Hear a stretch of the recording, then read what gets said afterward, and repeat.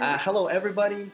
So welcome to this very interesting, very unusual video today. So I'm going to be talking today with Andrejs. He's the creator of this game, The Case of the Golden Idol. And there was like an interesting idea that there was like, maybe we should do like a little interview where, I would ask some questions, Andrejs as game developer about the game, and Andrejs would ask me some questions as a musician, as composer in general. Like it's not like super mega regulated. Okay, and so welcome Andrejs over here. Thanks for having me, Kyle, on your show. And let's jump right into it.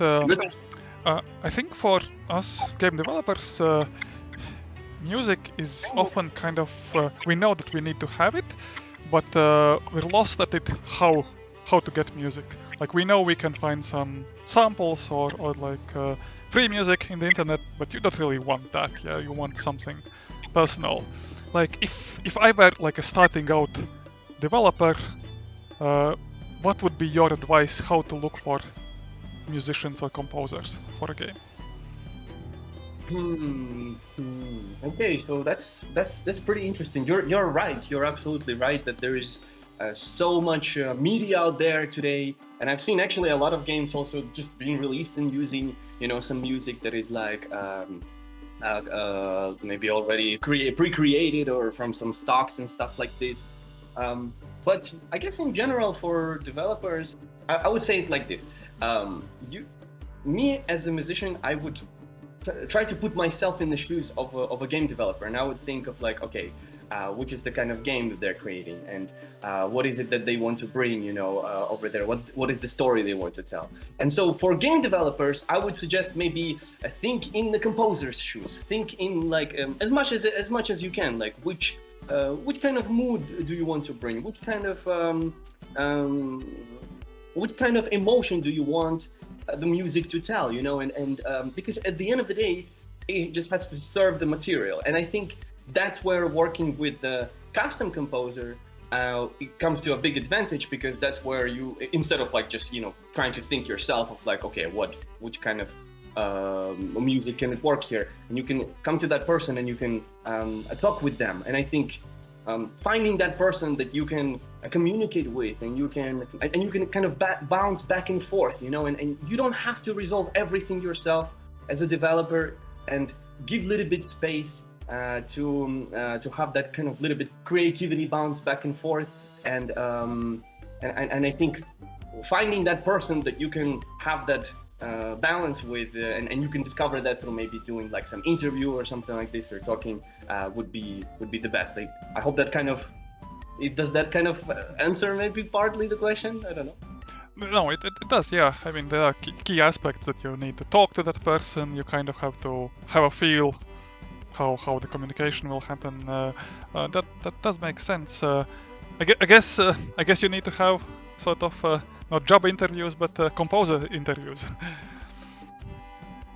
Yes, exactly. And it's also, and I think at the end of the day, when it's creating, when it's a team working on anything, I think it is very important to retain that aspect of it being a team and of communication. I think honestly, one of the most important things is communications, because that's where somehow you can, I don't know, break the ice between the composer and the developer, where you guys can talk freely about everything that is music related, and I think that would be something to look for. But it's such a case by case scenario. It's like giving a formula for success. There is no just like one line that you follow and like that's how it should be. I think it's individual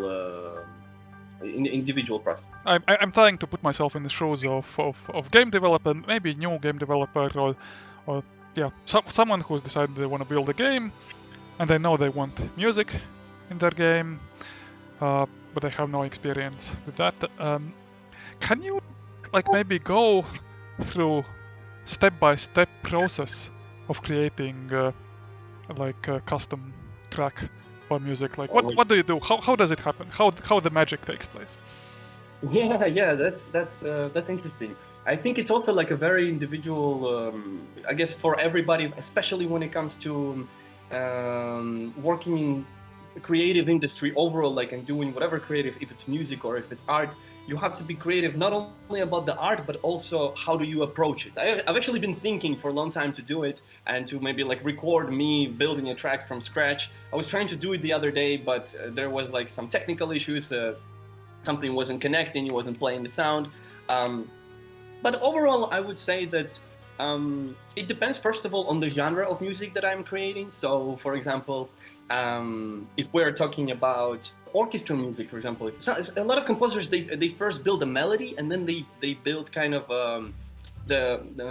everything else around it. But for me, I have a little bit different approach where I actually first build the arrangement, where I first try to build the rhythm section, where I'm first trying to just focus on the atmosphere. And that comes with different things. I can start, for example, with the virtual instrument, and I could maybe start to draw up some chords, maybe like chord progressions. A lot of the times, actually, I start with chord progressions. A lot of the times I do like, I try to find something interesting, something unusual, and then once I have kind of like the backup done, then I start to go to the melody.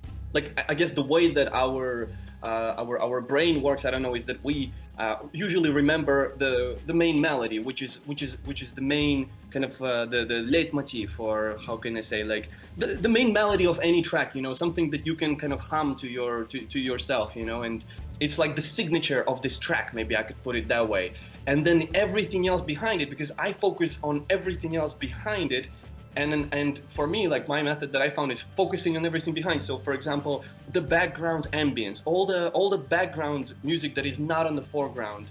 It's such an unpredictable process that there isn't a single way that it goes all the time. Like, sometimes I would build a chord progression, and then I would build a melody, and then I would completely restructure and actually change the chords maybe the other way around, put them the other way around. There's two sources of music. It's like you have the virtual instruments where you actually do it with the chords, where you actually building them and you're doing the melody. And then you have samples, you know, where it's already pre-recorded.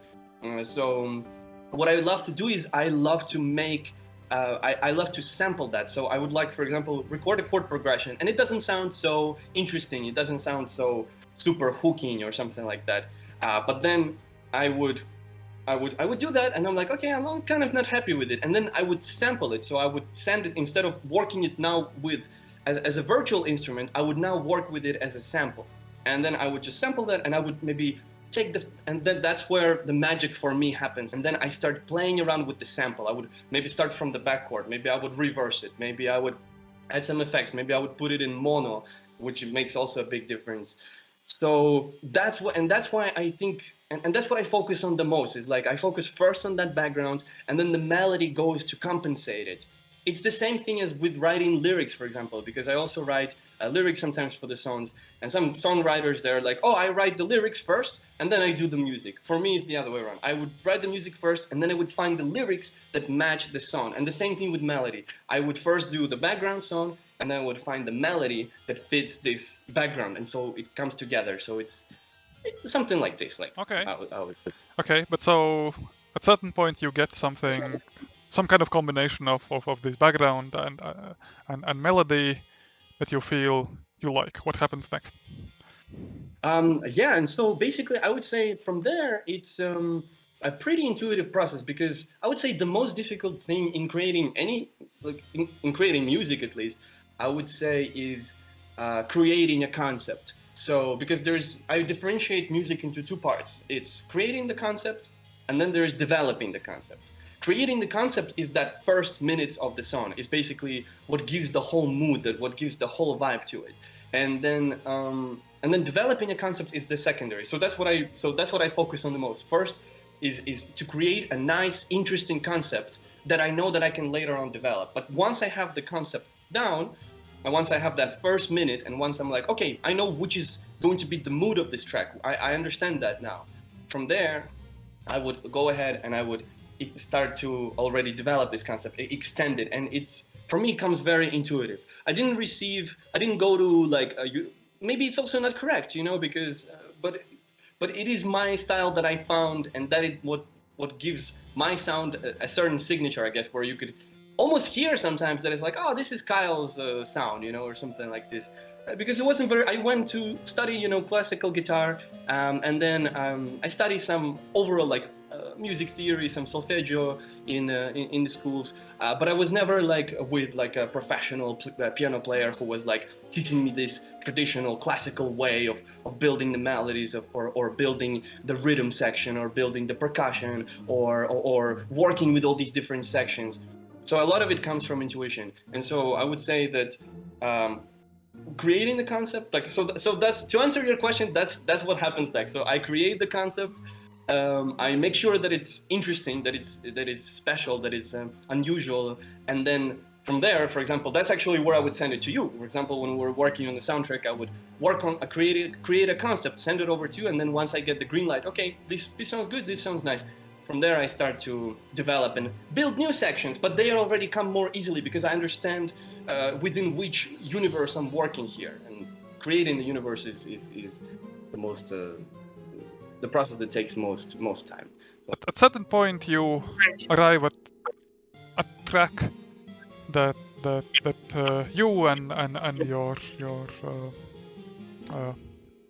game developer, let's say, both you are happy. There is some kind of post-production phase, right?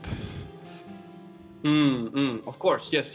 So it's basically, yeah. I mean, if you ask me, like, yeah, the entire process, of course, it's like creating this concept, it's sending it to the developer, then getting the green light that the concept is good, and then from there I extend it, and then of course once I have that extended, once I have like the final length of the track already determined, I have that. I either send it over one more time to double check if everything is good, or I already work on next details, because you could break it down the music into 3 parts. You could break it down to writing the arrangement, which is the most important part, which is choosing the instruments, creating the melodies, creating all the sections basically of the music, because for any music to sound good, you need to have nice bass, middle, and top. So once all of those 3 are there, from there it comes, of course, like the process of mixing, where I am making sure that everything is balanced, making sure that, because every single instrument, no matter how many instruments you have, 10 or 20 or 50, it has its own place in the mix. And when you hear a nice mix that you're like, oh wow, this sounds great, that means that it's well mixed, because everything has a place. And so a lot of the time, the next process after that, after the arrangement is built, because right now I was kind of more describing you the arrangement, and then from there it's like determining the space for every one of them. Okay, I have the basses, they only go here, and they don't bother with the mids.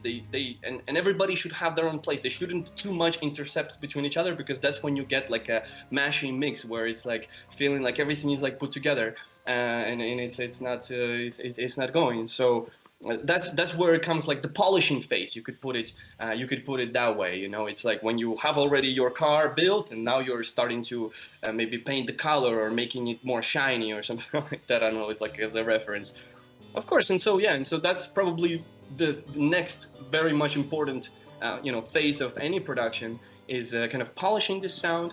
And then there's one final. So I was talking arrangement, the mixing, and the mastering, which is already kind of like. I heard a very cool reference from one composer once, that he said that it's like putting makeup on the girl. Like you have like a nice girl or whatever, and then when she's already putting the makeup, which is like making the final adjustment. So I would say mastering is something like this, when you already have your entire mix, when the arrangement is already built, the concept is created, it's already extended, you already went over every instrument, making sure that it has its own place, it doesn't combine too much with the other section, that it shouldn't be there. Then and then from there comes the final, which is you just taking that final track and working a little bit with some of different plugins. There's different maybe some compression and a little bit equalizing, maybe raising a little bit the highs, a little bit the mids, and coming to that perfect balance. Say I'm game developer, I find you, we agree that okay, yes, we want to cooperate, let's make this first track, whatever that track is. from your point of view, like what can I as the developer do to make your life easiest, to empower you to build something that we're both happy with? Like what kind of client do you want to have?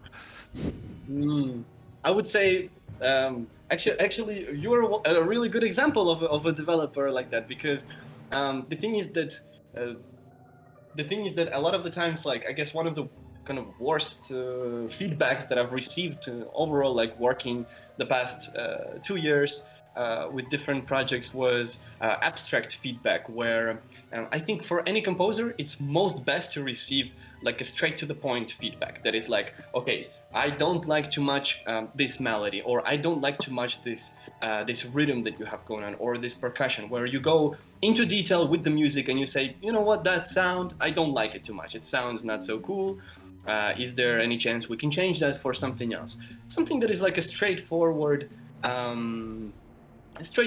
feedback. But a lot of the times, because maybe some of the game developers, they don't come necessarily from like the music world or understanding of the music world, and that's and that shouldn't be, like, it shouldn't be, because there is also the other side of that, which I will maybe get to later, and they become very abstract, and they're like, I don't know, I was working once with a developer who was telling me, like, instead of telling me like, okay, dude, I just don't like this bass sound, can you just change it to something else? I received something like, the bass has to breathe, and the melody should flow through the.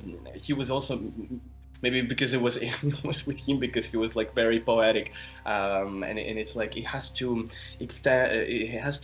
extend into the room, and like very abstract and not clear actually feedback. I'm not understanding, and a lot of the times I feel like it has to do with the fact that developer doesn't know necessarily at the end of the day what they need. So like trusting that part of the work to the composer, and having the trust. Again, I think, like I mentioned earlier, which is communication is like the key, and trusting and understanding each other. I think that will be the best thing. And so the ideal game developer to work with is the one that is it's all about that perfect middle point. It's not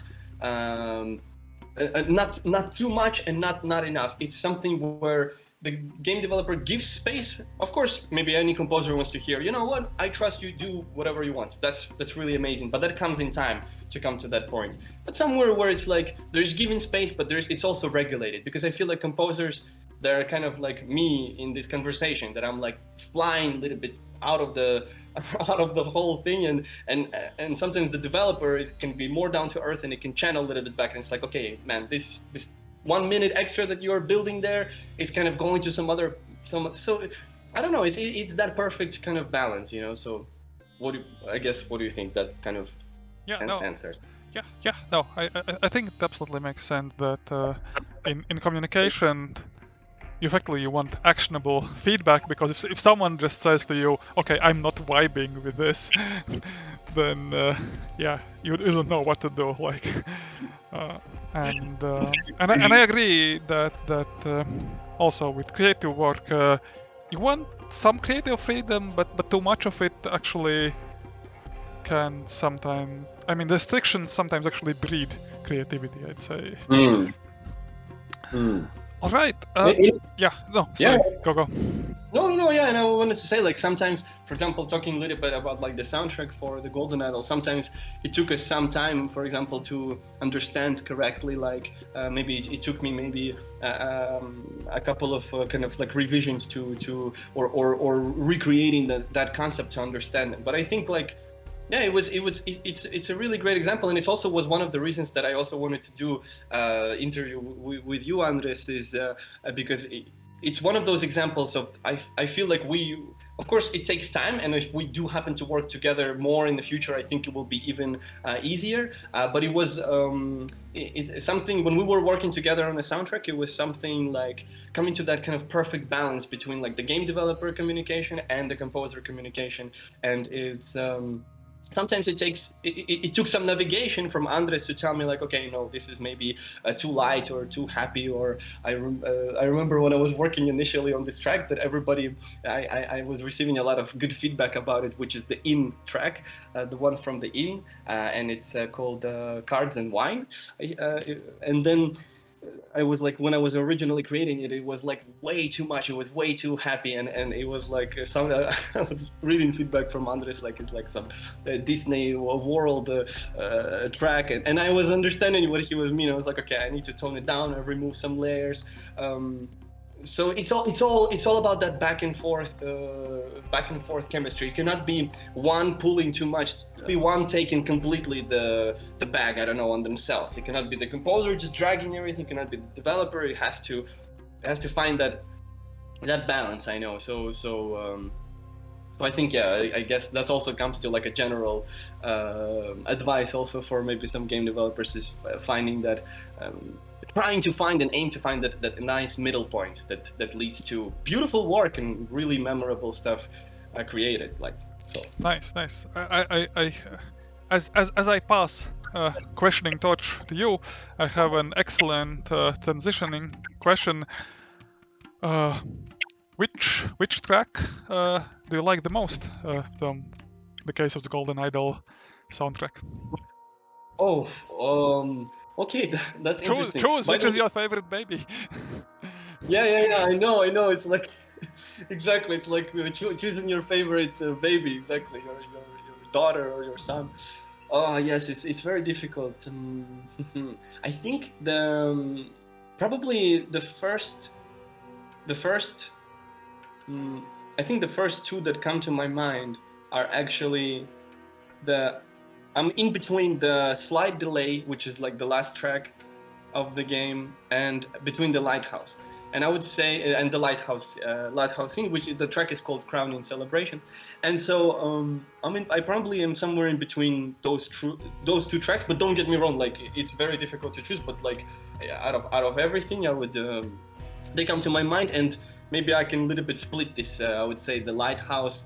I have a very strange kind of obsession with lighthouses. When I was living in New York, I lived for a long time in US. I was really curious to see them, and I was going to the state Maine, which I really love Maine, and I went to Portland, Maine, and in Maine there's a lot of different lighthouses. In Massachusetts there is also like near Boston, and I don't know, I have this very strange. I played this game called Dear Asser when I was like a kid. It's like a game where you're coming to the lighthouse where the game finishes there, and I have like it has like a very soft spot. And so we actually originally didn't plan to do a track for Lighthouse. We were like using one of the tracks we had before, and then like kind of towards the end, in fact the Lighthouse track was one of the last tracks that we did for the game. And Andres was saying like, I feel like maybe the Lighthouse track needs its own story, and I was like, basically, Andres, you just like read my mind over there. And I was like, oh, that's amazing. So I really wanted to do something interesting, but it was a very difficult challenge, and it was actually one of the most challenging tracks because it was like supposed to be happy, and because there was this celebration, but it's supposed to be really weird. So like when I originally started to do it, it was like this very dark and greedy track. But then I again, like through working on it a bit more. That interesting balance between light and darkness, because it starts light and kind of cheerful, goes into darkness. And I guess that's also what unites us with the Slight Delay, which is the second track, and that track is like, it starts very dramatic. It has like this very conclusional feeling, and it was actually also similar with the Lighthouse track that I originally did completely another idea. My vision was like originally just to redo the main theme of the game for the last track. I was like, oh, okay, we're doing the last scenario, so we're gonna do maybe the same track from the beginning. Maybe we should do something with that. And then we talk with Andres a little bit more about it, and we come to like a conclusion that it has to be its own theme. And wow, that was just it's one of my most just proudest orchestral works that I did in a long time, for sure. It's I was very happy, and especially I was so happy to be given that creativity also at that point, because that was already at the end, and Andres was already more.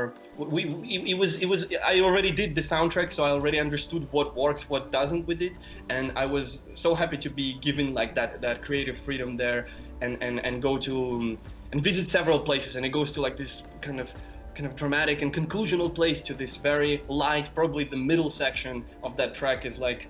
I even have like a little bit goosebumps remembering that track because it combines kind of like all the things that I love about orchestral music and what I want to bring to today's orchestral music with this. I would call it maybe neoclassicism. I would call it like not completely classical, but that. So yeah, that's kind of my stories with that. And then now I'm remembering the Intoxicating Dinner which was one of the most phenomenal tracks to work on because it was working with classical music, which I haven't worked with so much before. It's a difficult question, but I would say maybe like that will be like top 3 is like Lighthouse and Slight Delay are there fighting between each other, and then I think maybe something like Intoxicating Dinner would be. But then they're all amazing, so I don't. I agree, and curiously, Lighthouse is my favorite one as well. Oh, I was actually about to ask you also the same question. I was like, what do you think? Which was your favorite track?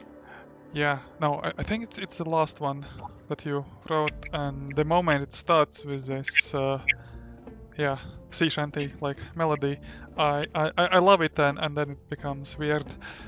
It's like the game. And I'm super happy about the slight delay as well, as it has this kind of elevated feel that finale requires. And my, I think, third place is somewhere between either the Tribunal soundtrack, because it's very dark and it's nicely like. I remember I asked you something very abstract. I said I want the track to sound bureaucratic, and somehow you managed to achieve it. I was blown away by you managing it. And the Strange Practices of a Secretive Society. I think Secretive Society was the track called. That one I really like as well because it's like it really taps into this weird cultish music, which I feel like you really want to make. So yeah, yes, you're right. Oh my god, I'm even remembering the track I'm remembering like you're right, you're absolutely right. With Order Triumphs, I would add that Order Triumphs was like a little bit similar with the concept for me to create those tracks, Order Triumphs and Intoxicating Dinner. You were sending me as a reference some of the classical music and like some Beethoven or like Mozart or something from like 1800s, 1700s, and it's like very complex, very difficult music, and I was like, oh my god, like no way, I don't know, I would. And so one of the ideas I had actually talking about like a creative way of like maybe writing some of the music is that I would go online and I would actually find some of the MIDIs for the original tracks. So I would find the MIDIs for I have to look it up which was exactly the track, but it was one of the tracks by Beethoven. And so that was the concept that I used for Intoxicating Dinner and for Order Triumphs, where I had this kind of MIDIs with these like super complex melodies with this super insane story. And so what I was trying to do there was I was trying to kind of it took a lot of work. It's not like I just like put the MIDI and then I just build it. Like it was it strangely took me even more time than if I would just work on a regular track myself that I would be writing with myself, writing on a piano or something. And then basically just taking out, highlighting the most interesting parts, changing some of the chords, and at the end of the day, I was also so happy with the result of also the Order Triumphs. That was so amazing. And then the Secret Society, absolutely. I even have a separate side project that is just dedicated to dark music, and it's called Oxir, and it's just like it's a separate project that is just dedicated to like this dark music, strange music, very with a lot of like I would just call it like dark soundtrack music. And so yeah, it's honestly like one of the best horror, kind of like I would say horror, like strange and abstract tracks I've ever produced. That's why I love so much this soundtrack, because I've been able to push myself so much to so many limits. When I was doing it, and now I feel like my roof is higher. I mean, my roof was here, and then I hit the ceiling, and now it's higher. So amazing. It was great. All right, yeah. Now it's your time Okay. to question. Okay, now it's my time. All right, so I will go ahead. I will ask some questions. Andres, you respond however pace you like. Okay, so I wrote them down. So I wanted to ask. So it's been 1 month already since the release. So the game came out basically like a month ago, like October 12th or 13th, and so basically, I wanted to ask you, how are you feeling? How are you feeling now versus how you felt before? Maybe before you were like anxious, and now you're maybe excited. So that, and then there is a little sub question over there. So how are you feeling? Yeah, it has been, I'd say, a roller coaster of feelings because curiously, before the launch, I would say we weren't particularly stressed or nervous because due to our diligent planning, the game was kind of done already, I'd say almost 2 weeks ahead. And it was more of, not waiting, but like small polishing and final testing. But there was no crunch or this nervous, we have to do this and this by the deadline. So in that sense, leading up to the launch, I'd say felt pretty calm. When the game launched, I think I lost my mind. I started like obsessively googling any kind of presence of the game online. Like I'd go, okay, let's check Twitch, let's check YouTube, let's read the latest Steam reviews, let's just search web in general. Let's check Twitter. It was not healthy at all. I'd say quite pointless because at this point you can't influence this. I mean, you can see if there are bugs and react to things, which was actually helpful. But overall, I was just being obsessive about it, which was not great. Then, and did it? Yeah. I wanted to ask, like, did it come to your expectations? Like, that kind of ties into the same question. It's hard to tell what we were expecting from the game. I think we hoped that it would do well in the feedback because the game was tailored very for like specific audience. Like we felt that if people who love detective games would play the game, they'd be happy, and I think we were right about that. I was not expecting the overwhelmingly positive response in Steam reviews. We are 99 point something percent positive, which is super happy. But I do have to admit that in this kind of obsessive, unhealthy mindset, I was just seeking more external validation, while I should have just like maybe taken a step back and taken a break, which I did. Now I've had a week where I took a break, focused on my own life and did less frequent checking of the game, and now I'm much calmer and actually feel calmly happy. And I think main source of happiness is that when we started out with this project, I'd say we had two priorities in our mind. One, we wanted to build something that we liked, that we were proud of. Like in the past, I've been building like commercial mobile web games. I felt happy because we actually managed to create something creatively fulfilling. And the second criteria was that we wanted to earn something financially substantial enough that we can keep doing it. Like we didn't want it just to be a hobby project or art project. We wanted to do it good enough that we can keep doing this. And and at the moment it seems that we can continue doing this, Oh, which is great. that's amazing. Yeah. Yeah, that actually leads up. Actually, that you are kind of like leading up to the question I wanted to ask you is like, yes. As I understand, because you have been working on game development already for like about 10 years, and so I wanted to find out actually from you. That was exactly my question. Is like, given all that experience from before and working on, I think it was like freeware games. I think it was called something like freemium. freemium games. Like how did it lead you to do Golden Idol game, like a detective game, like? So effectively, yeah, like roughly 10 years ago, I founded a web freemium game company where we built maybe if you remember, like when Facebook became big, then Facebook games quickly appeared, like, and Farmville was like the huge hit. Like it was insane. People did not know that you can, like, people are super happy to spend money on virtual carrots, and it grabbed the world.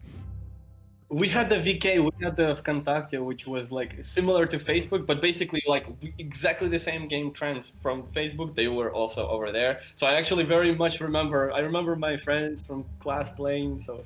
Yep. Yeah, they were. There were loads of clones. And yeah, and so we were very successful locally in Latvia with our first few games, but then we had a lot of sequence of projects that failed, and eventually we went out of the business because I feel that our approach was not super good. Like we were prototyping and testing enough ideas. We just felt that okay, we are super good at building games, so whatever we build will sell well, but it was not true.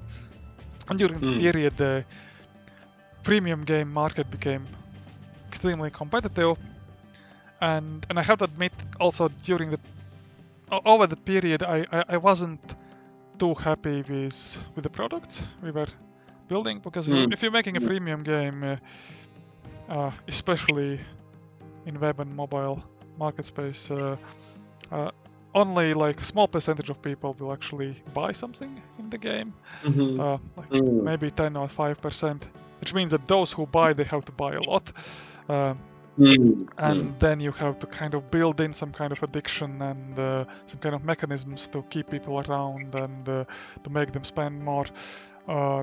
Yeah, it's not great, and I firmly decided I don't want to build games like that anymore. So I left the industry. Then after 4 years, I decided that okay, it seems there might be possibility to actually do something successful in indie game market. Let's give it a shot. And that's where it come to you to, because it was interesting, the Golden Idol, you know, like you come to like a detective game, you know, maybe there was like a certain process, maybe you had that dream before, you know, maybe to create this. Honestly, not really, though. I had built, not in our commercial company, but like in the past when I was a small kid and in school, I had built point and click adventure games, but at the same time I felt that they as genre are limited and not super satisfying, and yeah, after this brief discussion with my brother, we outlined a few problems that we were interested in, and some of these was where are more detective games, and detective games, you meant games like Return of the Obra Dinn or Her Story, and the games where you actually have to figure out stuff to progress. That's actually, so it's interesting. So, and then that's what I wanted to ask you. So now talking a little bit more about the game, I wanted to ask you about the story. So basically, did you create the story, like yourself, or how, the story of the game? The story of the game, I would say that my brother is more responsible for the story. I think the main ideas came from him, but overall, I'm confident to say that it has been like complete cooperation between us. Story is something that we thought up. It's not. It's inspired by many things, but it's an original story. That's what I wanted to. Maybe you had some references like of books or movies or games or like, and how did it come to create this idea? It's interesting. Yeah, no, I guess there are many. I mean, all detective stories that we've read definitely had influenced this. Like Dickensian novels have. I mean, not Dickensian, but actual Dickens novels have influenced us. So many things in that sense, but overall, it was I'd say a very methodical process of discussions where we agreed about the outline of the story, and then we would just when we had to build a new scenario, we knew like roughly what should happen there, what were the details. We might have a week of us just meeting each day, having a chat, getting stuck, formulating some questions, and deciding, okay, we have to stop now. Let's meet up tomorrow again and see if we get some progress. Kind of very slow progress, but we felt that the creative necessity was that we can't rush it.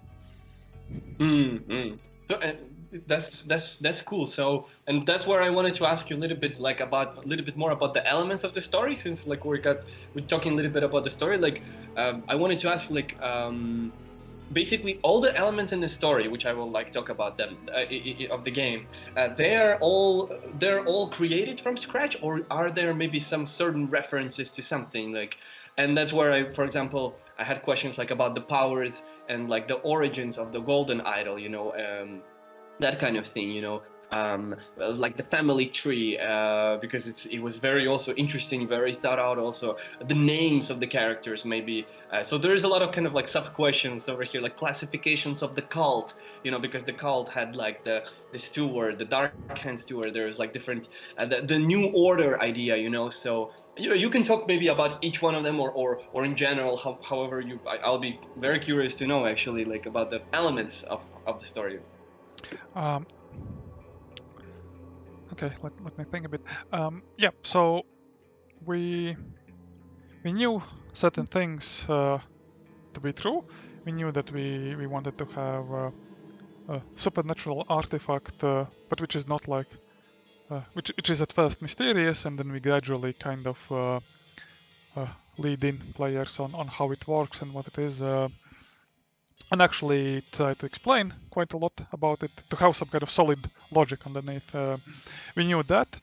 We knew that we, and this is like spoiler territory at this point. If you haven't played the game, go play the game. We knew that we kind of the main arc was sort of fall from grace of Edmund Cloudsley, like the guy who gets the artifact and then he has his war against the cult, and he actually wins it, and he leads the very top, and then he is destroyed by relatively minor thing like hubris topic. I mean, he's destroyed by his own like ideas and ambition, but yeah, like these were kind of like story beats that we wanted there.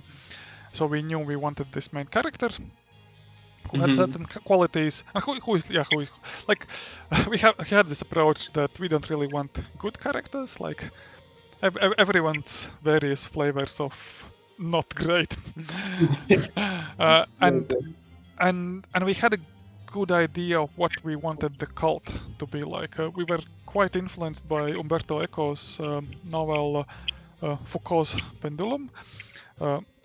Or Pendulum, yeah, I think that's correct. Where there are like cultists who are obsessed about like arcane things and cult historical mysteries, Knights Templars, and all these things, and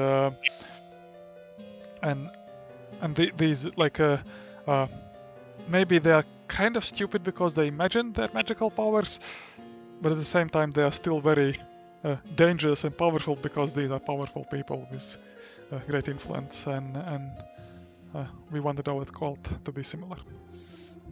And same also with like the division of them, like I don't know, coming up with like the different because you have like a rank when you are over there, like kind of like the highest priest, and then like just a novice, and it's like divided. So that was also inspired probably like from this novel. No, that weren't that clear structure. The structure of the cult was something that we just made up to have interesting puzzles. We knew that we wanted the creepy masks, and we just had to figure out what these masks mean and how they are used. And initially we had some kind of more complex ideas, but we realized that it would be like too confusing for players, and we simplified like 3 ranks and 3 houses. And by the way, I mean, some people have noticed it, but the houses are inspired by Harry Potter. Oh, okay. Yes, there is some. You're right. I played the game together with my fiance. It was such a pleasure. It was so fun. Actually, now kind of talking because it's been some time because we've been playing before the release, and now talking about it makes me want to come back and maybe like replay it. So that's really cool. And so the same with the New Order idea, because at the end of the day it comes like this New Order, and they're trying to use this. I mean, I'm kind of like maybe a little bit spoiling the story. I'm not sure if I should say, but no, you can. I mean, I already went into spoiler territory very far. Okay. Like the New Order, basically, that is using the idol like to create their own kind of vision of the government. Like maybe you had some particular inspirations, from that. Yeah, it's more difficult. I mean, there's definitely some kind of inspiration of any kind of like very drastic revolutionary movement, like French Revolution, which is like I'd say very polarizing topic nowadays, because on one hand people think like great, it was like abolishing of monarchy, like rise of democracy. At the same time, it was like terror with lots of killing and very brutal and violent. And so that's definitely there. And then, any kind of revolution, I'd say, which has some kind of ideals about how society should be, and then they get very quickly corrupted, and it all degenerates quite fast, because unfortunately I think people are much less ideal than their ideals. You're right, because and that was so amazing, because with the marriage, I remember like doing that. That was for me the most one of the most challenging probably quest lines was that chapter when you had like this idea with the marriage was wow, that was so amazing. So I was wondering how, and that came also with the New Order, maybe that connected somehow, like it was very interesting. So then I wanted to ask you, and how long did it take you to put the whole story together, like the overall development of the game, like? It was okay. So we started in January of 2021, like almost 2 years ago. From scratch, like without. Yeah, like we had done nothing. We had nothing. And during the first month, I built some early prototype where we just played around ideas. I built a small prototype of a mystery about. I think he was meant to be Polish, maybe a Polish student who lives in this student. Whatever it's called, student house, let's call it like that, and he accidentally dies from from diabetes, from hypoglycemia. And it was handmade, hand-painted, very primitive. And then we just tested whether like it's interesting to solve it. And then we tried actually building a test scenario, and then we built a more complex scenario. And in April we had a demo version ready, and then we made like in 3 months. Like you started in January, and by April you already had like the old. Yeah, we had demo version, and then we made a decision. Okay, building it has been super fun and super enjoyable. In indie game business is very difficult, but like let's try making it work. And like let's risk at least, I don't know, years worth of time pursuing this dream. And then we had more consultations how to build actually the demo better. I'd say we made too much content for the demo, but we made a super important tutorial scenario. And in August we had, I'd say, sort of final demo version, and then we tried marketing the game on our own. We failed miserably. We did not know what we were doing. Then we participated in some conferences and in Steam Next Fest, and in one conference we were scouted by publisher. At the end of the year they reached out to us that they are interested, and then at the start of this year in January we had signed a contract, and we actually built a clear milestone plan how we will finish the game, and from that point very methodically built it. Yeah, that's when we started cooperating. Yes, that's when we started to do the soundtrack at the beginning of the year. So that's very interesting.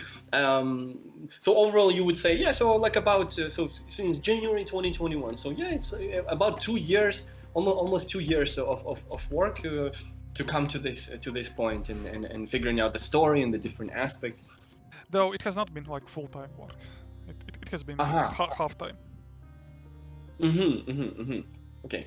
So, and what do you think? Which was like my sixth question here? Which was the biggest challenge of creating the game? Like, was it creating the story, or the game design, or the puzzles, or how to divide the clues of the chapters, or I don't know, like maybe sometimes you had feelings that it was like too overwhelming, maybe too much to handle. Like, what do you think? Which is the biggest? What do you think? What comes to your mind, Andrejs? I would say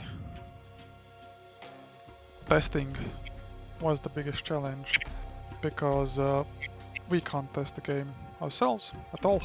We know the solutions to our puzzles, which means that at any point we needed someone to play the game, and then we could see whether we are on the right track, whether this works, or we are completely off.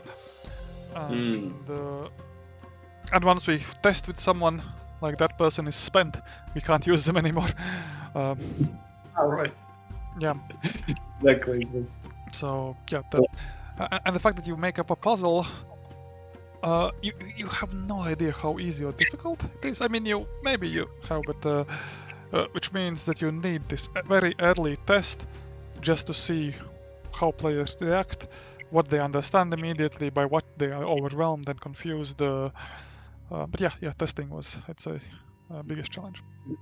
Interesting. I was not expecting. I thought you were saying maybe creating like this, the story cohesive, or maybe like creating the puzzle, maybe the New Order puzzle or something like this. I actually agree that creating the story cohesive was probably the second hardest thing. I wonder, how do you break it down, that kind of process? Like, you first take care of the story, then you do it's insane. I wanted to ask you about what do you think about a part 2 of the game? How does that? Do you think the story will develop from there if you will make it, or it will take another twist, or maybe you haven't thought about it? Do you think the current story is finished and it's told? Your thoughts, maybe. I can't give at this point anything concrete about our future plans. Partially because we don't have clarity on them on our own. Partially, if we had even, we couldn't like reveal it at this point. Like we'd have to be secretive about it. I mean, that's marketing business. And same with everything, like with your game studios plans. Like basically, that's you're not sure basically for now. I mean, there's not like anything. I think we are sure is that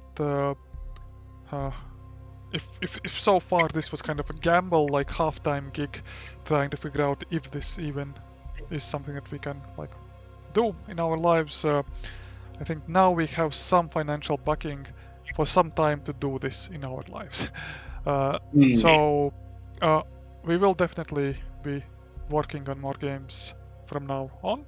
But what precisely it will be, I can't tell you at this moment. Mostly because I don't know yet. That's fine. It's interesting for me. The name of the studio is Color Gray Games. Maybe you have some sort of like story why you decide to name it that way. Like it's interesting. Yeah, that is backstory. It's a leftover company from our previous game business, where we had a bunch of companies, whatever, like for some kind of reason. Yeah, we had decided that we will need like so to say coder company, and that one was called Code is Poetry, which was very like artistic name. And then we wanted the artist company, and that one we called Color Gray, kind of very like mundane and boring name. And like structurally, I was just the owner of that company, and I still had it the moment when we needed a legal entity when we started this business. So I just grabbed this company, and Color Gray Games. There is nothing deep about it. It's just leftover of a past. Okay, that's cool. That's cool. It's interesting because you're based in Latvia. Now I was thinking maybe like in the future. I mean, I guess I know you cannot disclose, but do you think you would want to make like a video game maybe based in Latvia somehow, maybe in 17th century Latvia? It's a good question. I don't know, because whenever I'm thinking about making a game, I do have to think about like some kind of mass market appeal, and how people are excited about exploring. Let's be honest, quite unknown country, Latvia. We're a small country. I don't know. Secondly, in 17th century in the territory of Latvia, if I'm not mistaken, this is the point in period of time where either Russians or Polish or Swedish empires are living in this territory. They are just Latvian peasants. Maybe about somebody from Latvia uprising. Well, anyways, it's okay. It's just an idea. Maybe for the future will be something cool to do something there. I wanted to basically mention that actually the game was built in GoDot Engine, not like maybe like Unity or Unreal, and so that was also very interesting. Maybe you have like a little bit like some comment to say about that. Maybe. Yeah, definitely. I firstly definitely recommend it. I would even recommend it to Unity developers, because some of them may get tired from Unity because it's quite heavy. It is obviously not as like rich, and it doesn't have that much community and then plugins and solutions behind it, unlike Unity. But it's much more compact. It's open source. You actually can contribute to it. And it was super easy to learn. For beginners, after using something maybe even simpler like Construct or Game Maker, I would definitely suggest using this engine. I am not a coder, and I had easy time using it. You think it's like an easy transition to go into Unity from there, like, or does it have like similar concepts in? Maybe. I have not worked in Unity extensively, so difficult for me to compare. I don't know how feels a person working with GoDot Engine and then going to Unity. But I met some Unity developers who tried out Godot and felt like that they enjoyed the experience. That's awesome. Okay, and so kind of like my last question is like already super casual. Is like, are you playing any video games lately? Like maybe something? Uh, yeah. The so the last game I've gotten somewhat obsessed with is so yeah, me and my wife we are having our first child like in a couple of weeks. It's very near, um, and while waiting for it, so we started playing. Wow, Yeah, I didn't know about this. Congratulations to you. thank you. Wow, this is insane news. Oh my God. Oh wow. This is amazing. Incredible. Congratulations to you. This is great. So okay, yeah, I'm sorry to interrupt, but wow, Thanks. I didn't do that. Yeah, That's amazing. it's gonna be great. Yes, and we started playing a cooperative deck building game called Across the Obelisk. If you've heard of Slay the Spire, it's like that, but kind of more complicated, and you can play it together with someone else, which is it can become very addictive because deck building games are super addictive. And we've spent some late nights when we should have gone to bed, but like we keep playing. That's awesome. That's awesome. Really cool stuff. I'll check it out. I wrote it down. I'm curious to see it. So, okay, Andres, thank you so very much. You know, we did it finally.